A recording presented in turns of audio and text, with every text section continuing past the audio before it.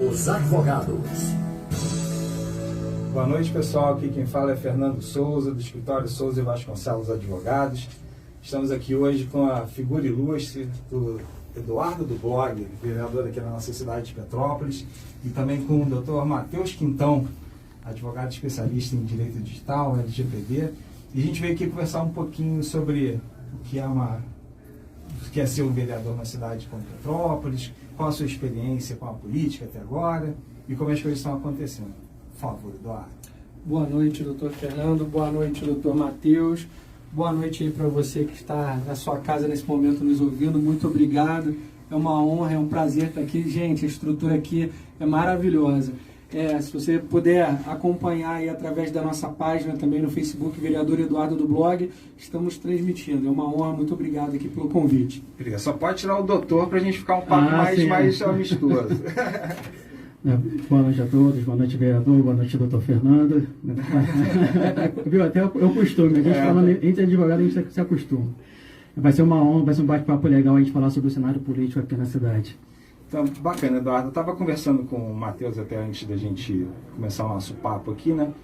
O seu nome político já me inspira assim na conversa. A gente é um escritório que gosta de tecnologia, está envolvido com a internet, a influência da internet nas relações interpessoais, né? E Eduardo do Blog, né, tem uma conotação bem de internet. Talvez blog já não seja a ferramenta mais utilizada hoje para o pessoal se comunicar, né? A gente tem hoje as redes sociais, né? Eu queria que você me contasse o porquê desse teu nome político, né, de Eduardo do Blog. Olha, para começar, outro dia uma pessoa me chamou de Eduardo Ferreira, eu fiquei procurando a pessoa. Eu já acostumei com o blog. Meu blog começou na época do Orkut. Quase ninguém utilizava as redes sociais para falar sobre política e eu senti necessidade, eu sempre gostei, sempre amei política. Eu sempre gostei, fui presidente de Grêmio Estudantil, eu era aquele moleque que com 15 anos eu virava o barril, subia para fazer discurso, para poder falar sobre o CIEP do Brizola, explicar qual era a função do CIEP, que tinha uma função social. Eu sempre amei política, né? E como jornalista, eu criei um blog para falar sobre os bastidores políticos, né, da política municipal. Só que o blog foi crescendo, ganhando seguidores.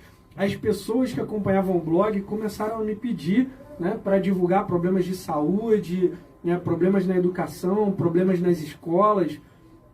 Quando eu percebi, o blog já estava muito grande e deixou de ser a minha página. Apesar de ser o blog do jornalista Eduardo Ferreira, que é como todo mundo conhecia na época, deixou de ser o meu blog para ser o primeiro blog político da história de Petrópolis.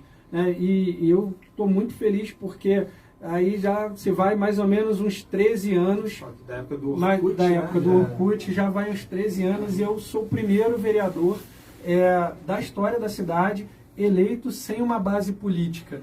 Eu sou um vereador que saiu das redes sociais, saiu daquele universo onde para muitas pessoas não é virtual, é a vida, faz parte do dia a dia.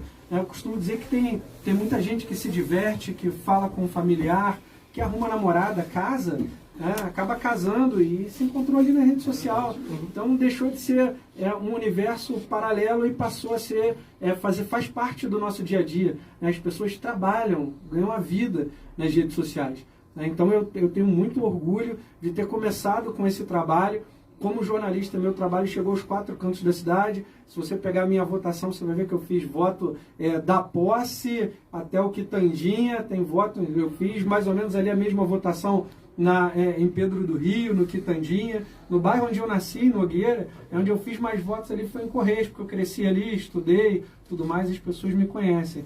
Mas é isso, eu comecei com um blog para falar sobre os bastidores da política e quando eu vi, já tinha virado Eduardo do Blog. Foram anos de trabalho, virei muito à noite, ajudando as pessoas, principalmente a ter acesso aos seus direitos. O meu blog deixou de ser só uma ferramenta para falar sobre política, mas para mostrar para as pessoas a importância da política.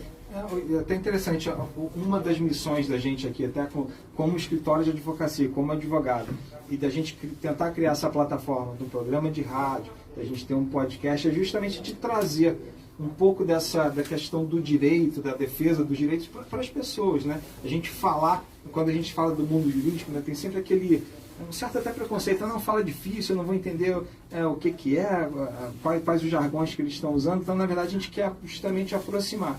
A ideia de trazer um vereador para conversar com a gente aqui é justamente democratizar essa conversa. Eu quero entender o que é um vereador, o que um vereador faz, né? E essa questão, a gente conversa isso muito lá no escritório, como a pandemia acabou acelerando alguns processos que a gente já estava, obviamente, até tecnicamente falando no mundo do direito, em curso, e isso foi muito abreviado com a questão da pandemia, e acredito que na política também não seja diferente, né, o contato com as pessoas ali. Eu queria saber, você falou que teve uma votação expressiva nos 4 cantos do município. Essa foi sua primeira experiência do outro lado do balcão, do lado como um candidato, se apresentando para a população como um porta-voz? Em 2018, eu fui candidato a deputado estadual. Foi a primeira vez que eu disputei uma eleição. Eu fiz 5.431 votos. E praticamente não saí de casa para fazer campanha. Eu ia na rua ali no finalzinho da tarde, ficava, marcava, tirava fotos e atendia as pessoas, mas a minha campanha foi basicamente pelas redes sociais. Eu fazia 5.431 votos, gastei muito pouco. Minha primeira eleição. Exatamente, eu levei um susto com essa votação. Eu falei, olha, tem alguma coisa aqui no nosso trabalho que está funcionando e está agradando a população. E 2020, nas eleições, foi a minha segunda eleição. Eu fui o terceiro vereador mais votado. 2.776 votos, se não me falha a memória. A ferramenta, assim, a rede social, você percebe que no nosso dia a dia ela já tem um diferencial muito grande. A gente também tem que ter muito cuidado, mas a gente pode dizer que no seu mandato a principal ferramenta que a gente pode dizer que faz com que você se diferencie dos outros políticos seria então a rede social, né?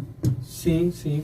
Olha, Matheus, eu vou te dizer que hoje agora há pouco, há 2 horas atrás, até o motivo que eu deveria ter chegar aqui um pouquinho antes, não consegui, eu encontrei o Rogério Tosta, que foi jornalista da Tribuna por muitos anos, e parei ali uns 40 minutos para ficar conversando em frente ao CENIP. No meio dessa conversa me parou uma senhora e veio me agradecer por uma cirurgia que ela conseguiu.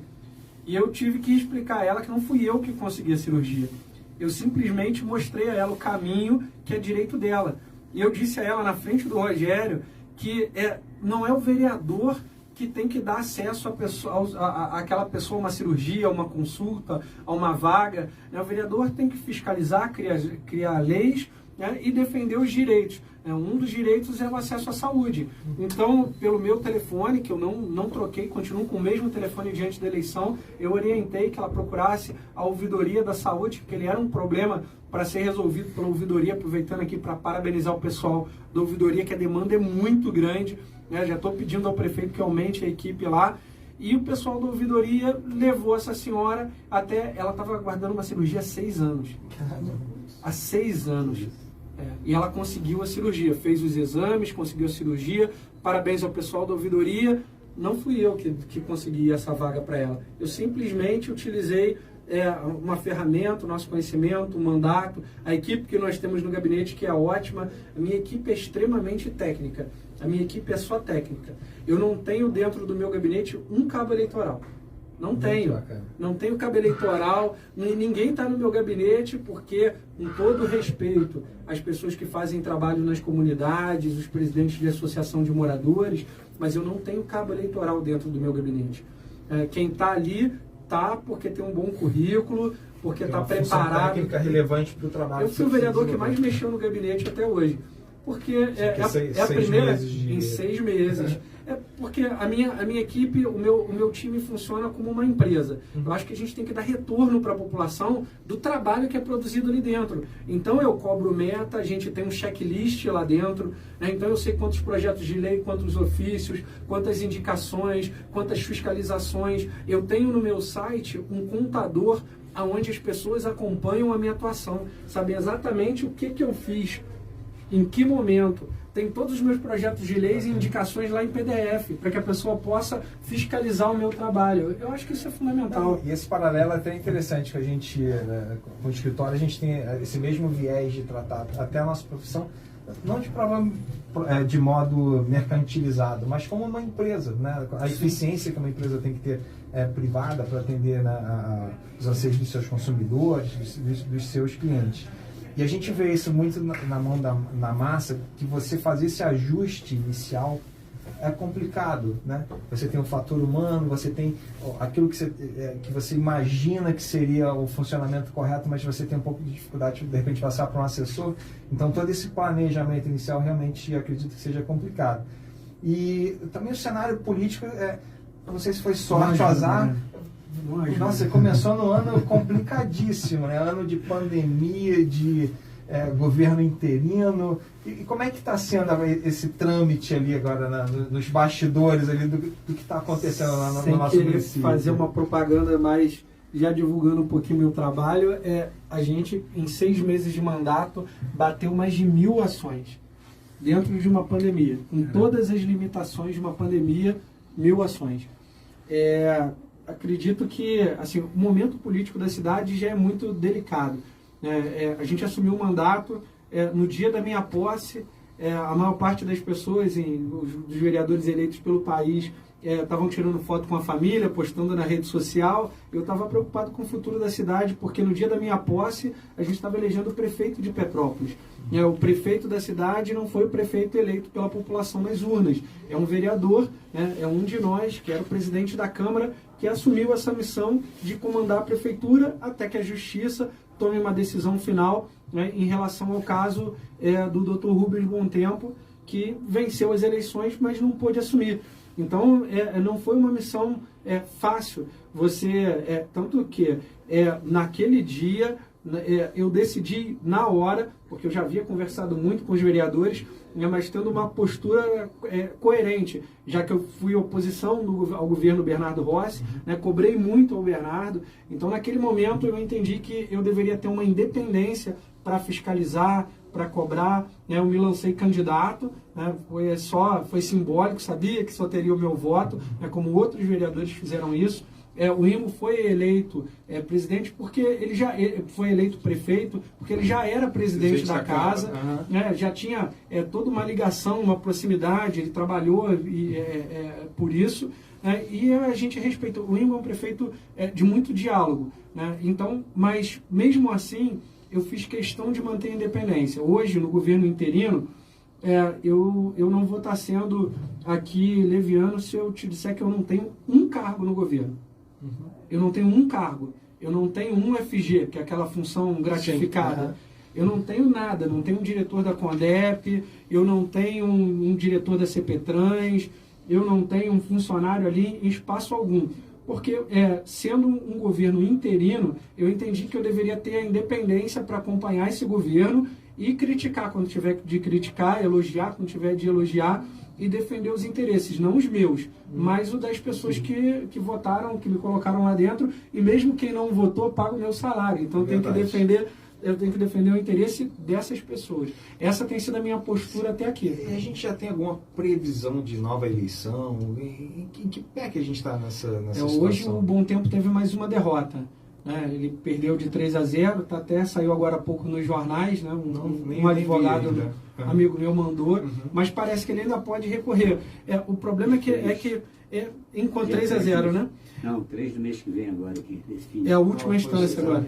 O problema é que enquanto a cidade espera a justiça tomar uma decisão em relação ao caso do Rubens Bom Tempo, a gente permanece sem prefeito. Isso prejudica a todos nós. Não prejudica só os vereadores e ao prefeito interino, mas prejudica a população. É difícil, eu sei que nada impede o governo interino de fazer um planejamento, mas a situação política é diferente. A política não funciona em linha reta. Você tem ali um prefeito sob a nossa responsabilidade, porque nós, vereadores, colocamos ele lá. É muito difícil, é uma situação complicada, e você tem um secretariado que parte desse secretariado ficou do governo anterior. Aí existem muitas críticas por isso, mas você vai ver também que é um governo que não teve transição. Não teve tempo para fazer a transição. Então, como que um prefeito que é eleito no dia da sua posse consegue governar e ter conhecimento da máquina pública, das contas que tem para pagar, dos fornecedores com quem ele tem que honrar, para manter o básico funcionando de saúde, educação, mobilidade urbana, né, funcionalismo? Boa parte do dinheiro que entra hoje na prefeitura vai para pagar a folha salarial, né? Então, você tem que honrar com esses compromissos sem ter talvez ali o conhecimento, porque o Ingo não foi prefeito, apesar de ser muito bem intencionado e preparado. Foi a primeira vez que ele sentou na cadeira. Hoje ele está mais experiente, 6 meses depois. Mas ele tinha que tomar as decisões ali com que ele tinha, decidiu manter durante um tempo um grupo. Agora a gente está vendo que começa a trocar. Mas realmente não é uma situação fácil. Mas já existe alguma movimentação de pré-candidatos, alguém já apontando, além dos que vieram no primeiro turno, na primeira eleição, agora para essa segunda eleição que a gente... Existe porque não tem jeito, né? Você sai de um processo eleitoral, né, com outro em vista, sendo que praticamente alguns meses depois da eleição suplementar em Petrópolis, quando os olhos do Brasil estarão voltados, porque sim, só aqui nesse período tem essa tendência. No Brasil, no só Brasil Petrópolis inteiro, vai ficar por último Petrópolis. Então, nesse momento tão difícil, você ainda está pensando numa eleição presidencial, que já é o ano que vem. Então, você vê a movimentação. Vou te dar um exemplo. E aí eu estou falando aqui como jornalista, não como vereador. Mas vamos pegar aqui a movimentação do PSD, por exemplo, que é do candidato, que foi candidato Leandro Azevedo, ex-vereador Leandro Azevedo, com quem eu falei hoje, né? Coincidência, eu falei com ele hoje por telefone. Mas ele está lá no governo do estado. Ele tem o Hugo Leal, que é o líder político do PSD. O Hugo Leal vai lançar o Leandro Azevedo, ao que tudo indica, as coisas às vezes mudam, né? Na política é como nuvem, né? Você olha, tá de um jeito, olha de novo. Ventou um pouquinho, mudou. Já mudou.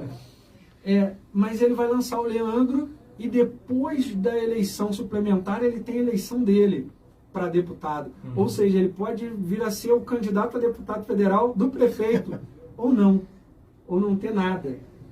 Isso é uma situação dificílima. Né? Todos os planos estão estacionados. Exato. O meu partido, por exemplo, né, para não dizer que eu estou tirando o meu da reta, falar dos republicanos, né? O presidente do meu partido, Matheus Quintal, que é filho do pastor Celso aqui da Primeira Igreja Batista, né, que é empresário aqui no município, acabou de assumir a Secretaria de Estado de Assistência Social, né, de Desenvolvimento Social, Assistência Social. E está lá no governo com o Elias Montes, filiado no Republicanos, que foi candidato a prefeito pelo PSL, tá lá no meu partido. O Matheus ainda não disse o que vai fazer. Não disse se vai ter candidato, se não vai, se vai ter composição. A gente está aguardando, tinha uma reunião marcada com ele agora para o fim de semana, acabou mudando por conta dos compromissos da secretaria, mas o Republicanos é provável que tenha um candidato, ou a prefeito, ou a vice, mas é provável que tenha candidatura própria. Então, você tem aí o Republicano e você tem o PSD. O grupo que hoje está no poder, o grupo que hoje está no governo, que é o grupo que vem ali do ex-prefeito Bernardo Rossi, deve ter um candidato, lógico, estão lá ocupando o espaço hoje, provavelmente vai ser o prefeito Ingo, prefeito interino, que vai disputar. Mas nós temos o Bernardo Rossi, subsecretário de Estado. Quem garante que o Bernardo, aos 45 do segundo tempo, não vai levantar a mão e falar: opa, quero participar aí de alguma maneira? O cenário político é muito difícil hoje. É muito dinâmico. Hoje nós temos todos esses nomes, mais os nomes ali que saíram do processo eleitoral com uma votação razoável, acho que eu posso dizer assim, que ainda não disseram serão candidatos. Nós temos ali o Alexandre Gurgel, foi candidato, fez uma votação expressiva, ainda não se posicionou, pelo menos não que eu tenha acompanhado pelos jornais ou pelas redes sociais. Você tem o Alexandre Gurgel, você tem o Jamil Sabrá, ainda não se posicionou. Quem mais nós temos ali? Coronel Vieira Neto, também não se posicionou, mas disputaram o pleito. Eu sei que o Matheus está na Secretaria de Estado, não vai disputar. Então, na verdade, tem que tomar uma decisão. Muito aberto ainda. Muito aberto. Acredito eu que o número de candidatos será menor. O número de candidatos será menor porque cada um já conhecendo o seu tamanho nas urnas, isso vai facilitar a composição, vai facilitar ali um arco de alianças. Isso é até bom para a população, que não vai sair 8, 9 candidatos e fragmentar tudo. Agora os candidatos não têm vereador para pedir voto. É uma eleição mais cara. É uma eleição mais cara, não tem vereador para ir dentro das comunidades pedir voto. Aí foi até bom você tocar nesse assunto, que eu até retroceder um pouquinho ao início da nossa conversa, né? Da importância da rede social, da internet, né? Que a gente tem agora nos processos eletivos, né? A gente conseguiu observar nesses últimos tempos até alguns escândalos famosos do Cambridge Analytica, dos fake news, do dispara fake news, não dispara fake news.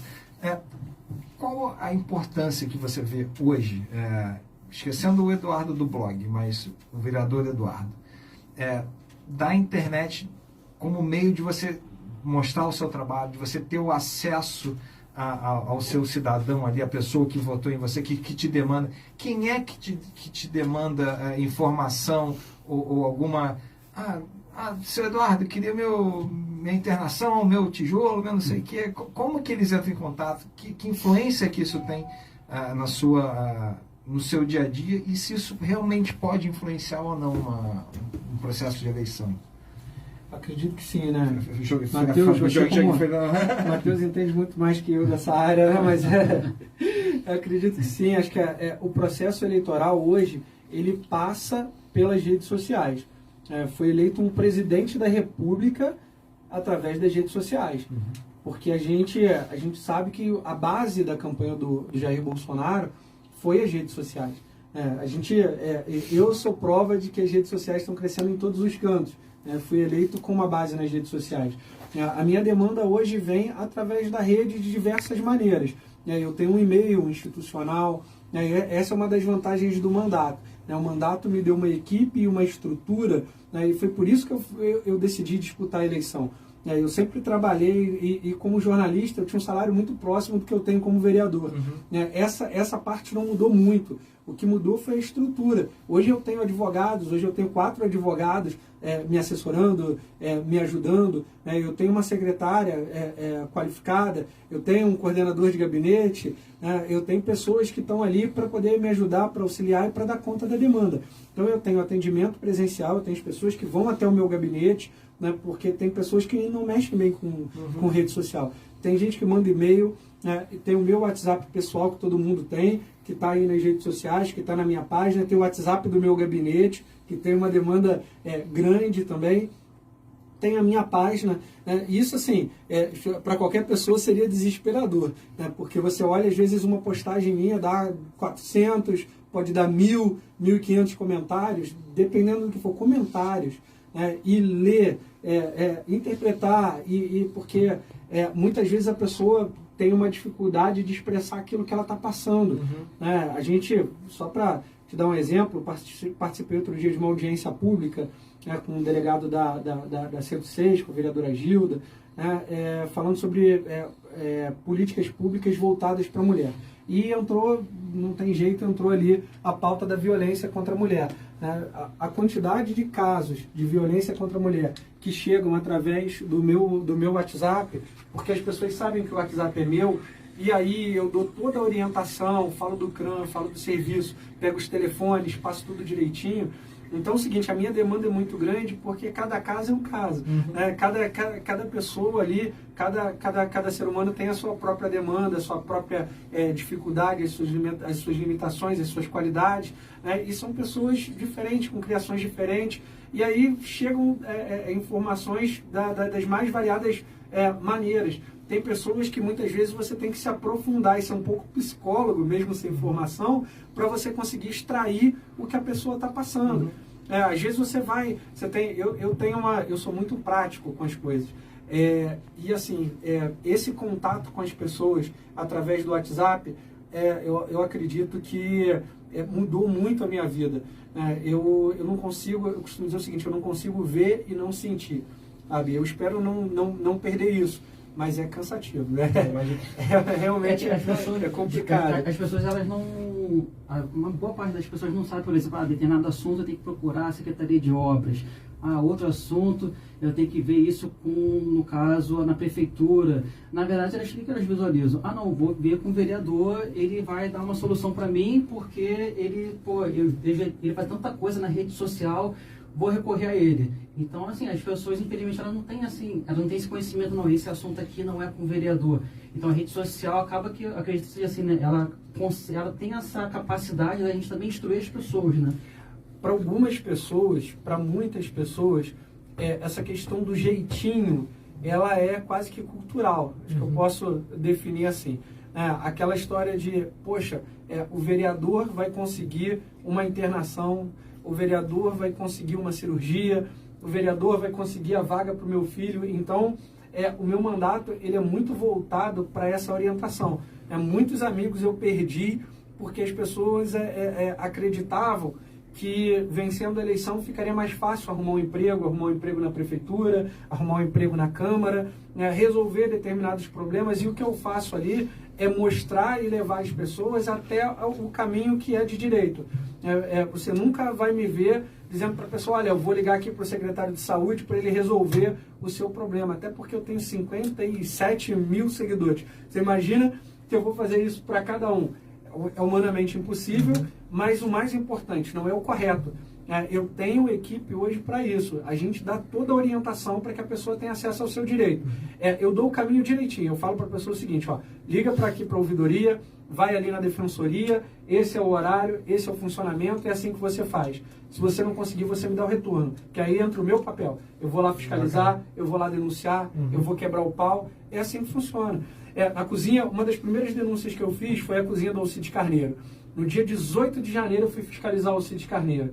A cozinha do Alcides Carneiro, se fosse a cozinha de um restaurante, estaria interditada. A minha matéria saiu no SBT, saiu em rede nacional. E, poxa, assim, não tinha escoamento de água, o piso todo quebrado, o teto mofado, poxa, as panelas já muito velhas, né, e até colocando os funcionários que trabalham na cozinha, era uma situação delicada. É problema do prefeito Ingo? Hoje porque ele é prefeito. É culpa dele? É uma coisa que já vem de anos e anos e anos.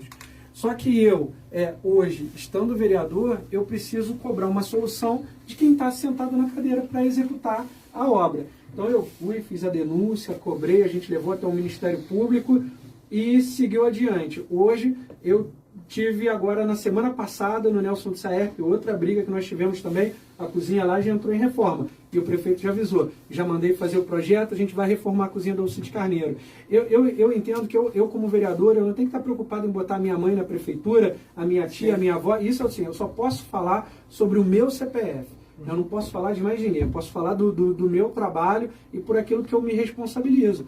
Então, assim, o meu papel é esse. Eu brinco com o pessoal do governo. Quer me agradar? Resolve. Eu vou lá fiscalizar? Resolve. Eu fui agora fiscalizar... Para de te perturbar. Eu fui fiscalizar o posto de saúde do Quitandinha. Cheguei lá, uma estrutura maravilhosa. Posto de saúde maravilhoso. Só que estava sem o médico. A médica estava de licença lá e Quitandinha é um bairro gigantesco. A médica vai voltar a trabalhar agora dia 2 e já vai voltar a fazer as consultas. Os remédios que estavam faltando... Falei ontem com o secretário de saúde, Eduardo, essa semana eu estou resolvendo, te aviso para você ir lá fiscalizar e comprovar. Tá bom, é isso que eu quero. Eu só quero resolver o lado das pessoas. Aqui é uma curiosidade. Não resolvo tudo, tá? É impossível. Qual o tipo de demanda que mais chega no seu gabinete? E se isso é comum a todos os vereadores? Ou não? Não, eu sei que a Eduarda do blog tem essa bandeira do transporte público, ou da saúde, ou da educação. Existe alguma demanda específica que vocês são mais acionados? Olha, eu posso te dizer isso com uma certa tranquilidade, porque eu fiz assessoria de imprensa como jornalista para outros vereadores. Eu trabalhei com outros vereadores, então eu sei como funcionam os gabinetes ali. É claro que, sendo vereador de uma área, né, seja de uma área da cidade, seja de um bairro, né, ou uma área de atuação, uma área específica, é natural que venha uma demanda maior daquela área que ele trabalha. Por exemplo, o Justino do Raio X, quando era vereador, né, muitas pessoas procuravam o Justino, e eu lembro, porque eu trabalhei de frente com o gabinete dele, para orientação da área da saúde. Mais do que normal, muitas pessoas não sabem aonde procurar a Secretaria de Saúde, para conseguir um pedido de cirurgia, um pedido de consulta, para fazer um preventivo. Muitas pessoas não sabem, então procuravam lá. O gabinete do Silmar Fortes também é a mesma coisa, né? Tem muitas mulheres que se sentem mais à vontade procurando o gabinete da vereadora Gilda para determinados temas. Fiz assessoria de imprensa lá para ela. Então, eu sei mais ou menos ali como funciona. No meu caso, como eu sou muito acessível, o meu telefone chega de tudo, assim. Mas chega de tudo. Mas, assim, a área da saúde, que é a área que eu mais atuei nesses primeiros 6 meses, por conta da situação da pandemia, né, não tinha como, e a fiscalização dos recursos do Covid, né? A gente teve uma CPI suspensa agora pela Justiça. Infelizmente, eu sou o vice-presidente da CPI, então a gente estava investigando o destino de mais de 40 milhões de reais que Petrópolis recebeu durante a pandemia. Então tudo isso me levou a ter esse processo de imersão, mas chega de tudo, principalmente transporte público. Acho que eu sou o único vereador que não dirige bem lá, eu tenho carteira.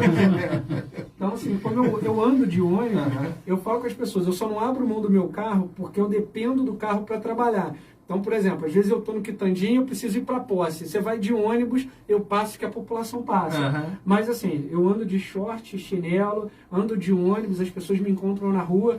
Então, assim, às vezes eu brinco. Eu tenho o pessoal lá no gabinete, eu falo assim, poxa, você não quebra o galho? Pega uma aguinha lá, por favor, porque se eu sair do gabinete eu demoro 2 horas para voltar. Se voltar, né? Fica preso. Se voltar, é difícil. Fica preso no meio dos corredores. Eu cheguei atrasado aqui por conta disso. Por conta disso. Você saiu na rua, você para.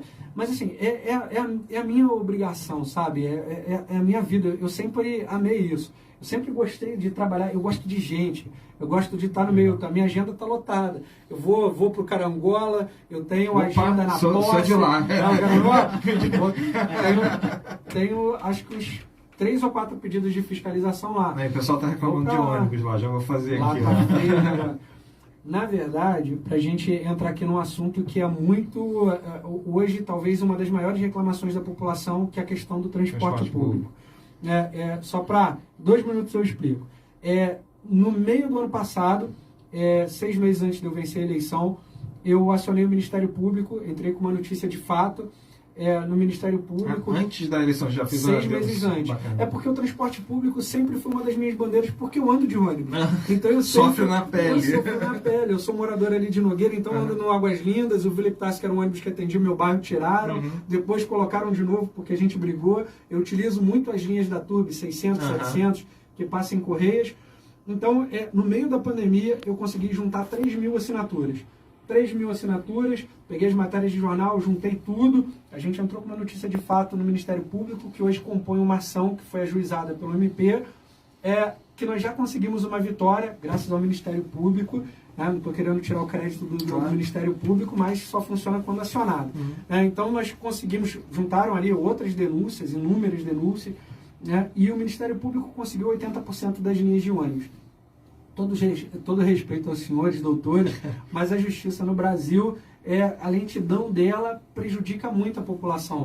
Porque quem tem muito dinheiro recorre até às últimas instâncias. Né? Se você virar para o cidadão comum e falar para ele lá, poxa, o cara que ganha um salário mínimo, falar assim, você vai recorrer até o Supremo, ele vai rir da sua cara. Né? Realmente é muito difícil. E as empresas de ônibus têm muito dinheiro. Então eles estão recorrendo. Né? Então, assim, a gente está brigando desde o meio do ano passado. Né? Eu defendo que as empresas, eu costumo dizer para as pessoas nas minhas redes sociais, que só tem 2 pessoas com o poder para resolver a situação do transporte público. A primeira é o juiz que vai julgar o caso. Graças a Deus a justiça, né, foi justa nesse caso, já deu 80% das linhas nas ruas, que é uma questão de saúde pública.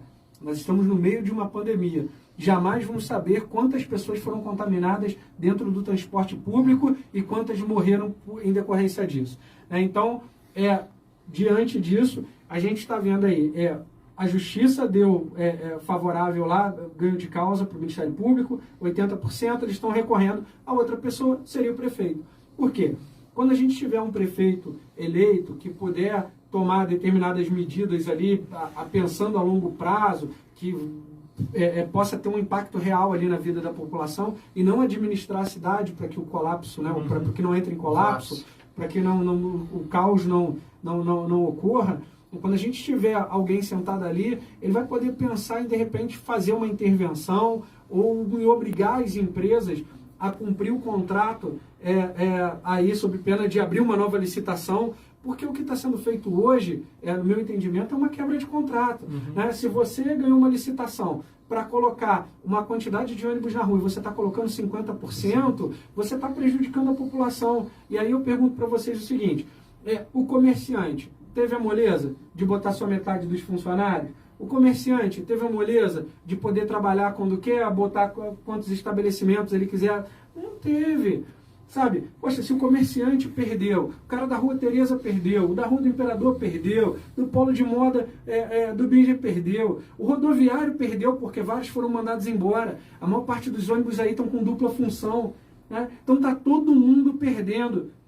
Por que que só as empresas de ônibus podem escolher colocar 50% da linha e trabalhar e não cumprir o contrato com a prefeitura e com a população? Eles estão questionando uma série de questões na justiça em relação à gratuidade, em relação aos repasses que a prefeitura deveria fazer. Eu entendo perfeitamente isso.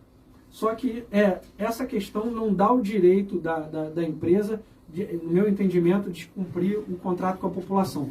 Eu nunca, para mim, costumo dizer lá na Câmara que dono de empresa de ônibus me lembra muito banqueiro. Eu nunca vi banqueiro tomar prejuízo nem dono de empresa de ônibus. Se tivesse ruim, eles já estavam longe do... Foi até engraçado.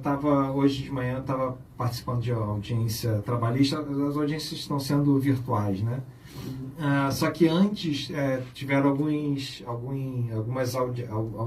acordos que estavam sendo renegociados, que eram de empresas de ônibus.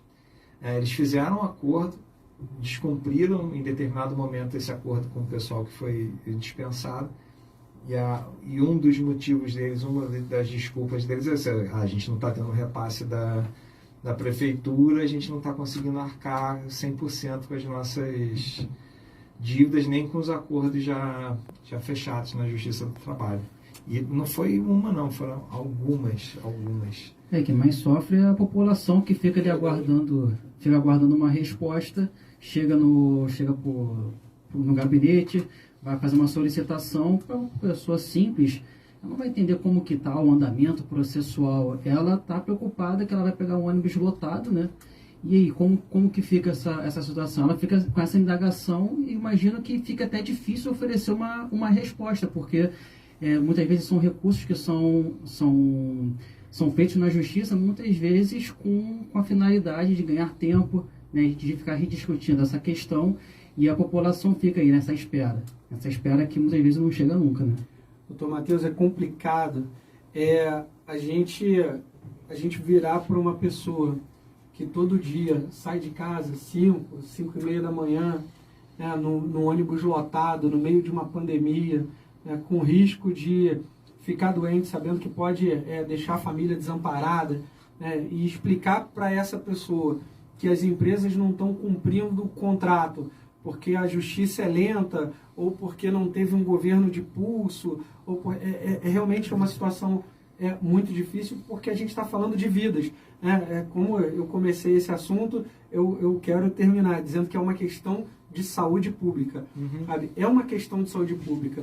Então, eu acredito que faltou muita sensibilidade para os empresários, né, e faltou pulso para os governos que aí passaram e permitiram que essa situação chegasse a esse ponto. E vou te dizer mais, as pessoas, eu vejo muita gente falando mal do Paulo Mustrange, mas na época quem teve coragem de fazer intervenção nas empresas de ônibus, que estava ainda pior do que está, foi ele. Ele teve a coragem de fazer intervenção. E vou dizer para o senhor o seguinte: se eu sento naquela cadeira ali, eu tiro essas empresas daqui. Eu libero o van, eu boto o ônibus de graça, igual aconteceu em Maricá, mas do jeito que está, não ia ficar não, doutor. Todo o respeito do mundo, do jeito que está, não ficaria. Eu acredito que o prefeito Ingo, ele tem essa sensibilidade.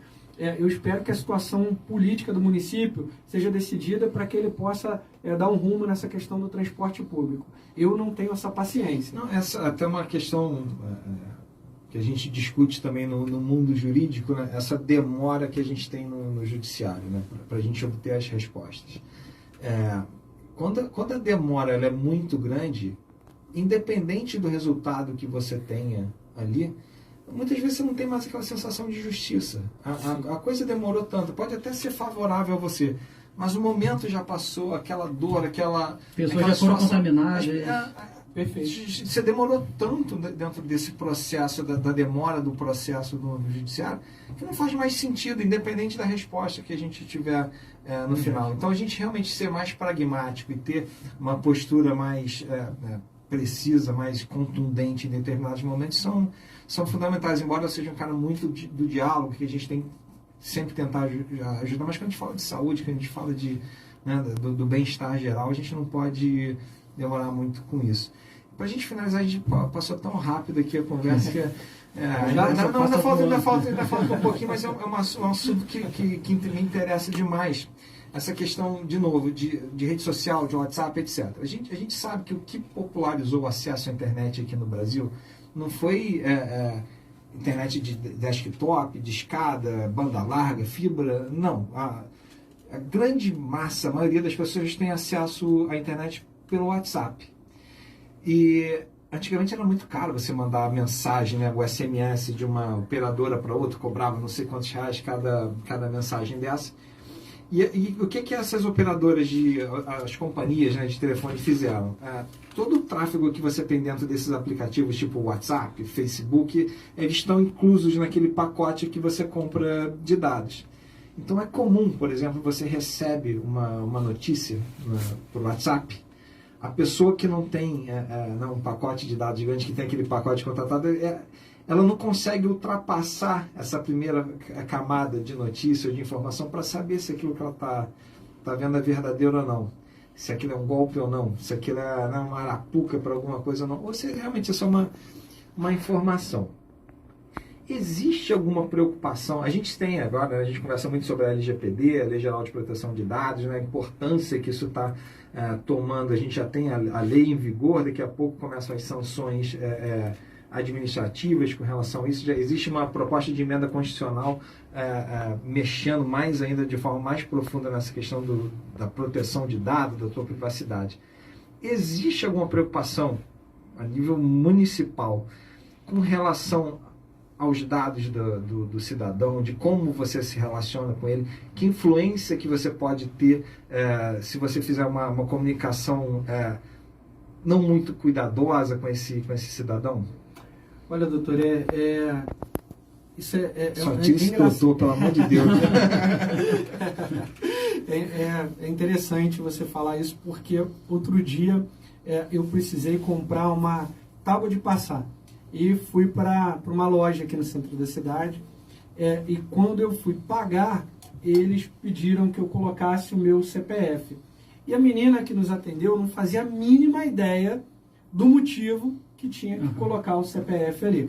Então, acho que aqui o doutor Matheus pode falar melhor, que a gente está trabalhando uma proposta para que as pessoas tenham acesso a essa lei de proteção de dados. E para que as pessoas possam ter, a gente vai utilizar também as nossas redes sociais para divulgar essa iniciativa, porque a gente não protocolou. Então eu estou com um certo carinho aqui para não perder a iniciativa. Mas vamos que nem todo mundo tem o quadro qualificado que nós temos lá para colocar uma proposta desse tamanho. Mas assim, é uma lei muito técnica. Mas a gente já está trabalhando essa proposta, nós tivemos essa preocupação lá no gabinete, quando o meu amigo aqui, o doutor Matheus, chegou. Então ele me passou essa demanda, que eu vou ser sincero, naquele momento eu não fazia ideia de que isso estava gerando um problema. É verdade. Porque se tornou uma coisa tão comum, esse, entre aspas, esse assédio. O CPF te dá o desconto, né? Exatamente, esse assédio das empresas. Mas é por isso e é para isso que nós temos uma boa assessoria. O CPF virou quase como se fosse um celular, né? Me passa o seu celular, como se fosse o CPF, né? Sendo que assim, os teus dados podem ser utilizados para inúmeras coisas, tanto para o bem quanto para o mal. Então não existe sim essa preocupação. Eu vou ter que te cortar aqui, mas já estão puxando a minha orelha aqui. Eu vou aproveitar então aqui, já que a gente estava tratando dessa questão de LGPD, lhe fazer um convite. A gente vai fazer um webinar, um seminário pela web, dia 13 de julho, inicialmente, falando exatamente do impacto da LGPD nas pequenas e médias empresas, que é o grosso da pessoal que emprega, né, que gera a economia das cidades. agradecer demais a sua disponibilidade de vir até aqui conversar com a gente, bater um papo, esclarecer.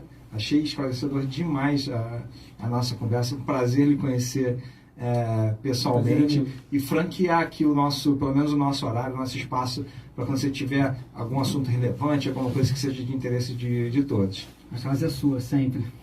Muito obrigado aí pelo carinho, muito obrigado a você aí, nosso ouvinte, você que está nos acompanhando pelas redes sociais.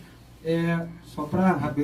Diz quais são as suas redes sociais para o pessoal acessar, por favor. Vereador Eduardo do Blog, tanto no Facebook quanto no Instagram. Hoje a gente preparou o nosso Twitter, porque não estava no Twitter ainda, então a gente está preparando o canal no Telegram. Hoje a equipe vai me ajudar aí para a gente conseguir atender a todos. Doutor, quero agradecer muito o carinho, agradecer o espaço, a sua gentileza e... Doutor Matheus, estamos juntos, que precisar, estou à disposição sempre. Pessoal da rádio, todos os profissionais aqui, parabéns. Estrutura maravilhosa, estrutura linda, bem organizada. Muito obrigado. Obrigado. Boa noite a todos os nossos ouvintes. Gente, obrigado. Até a próxima.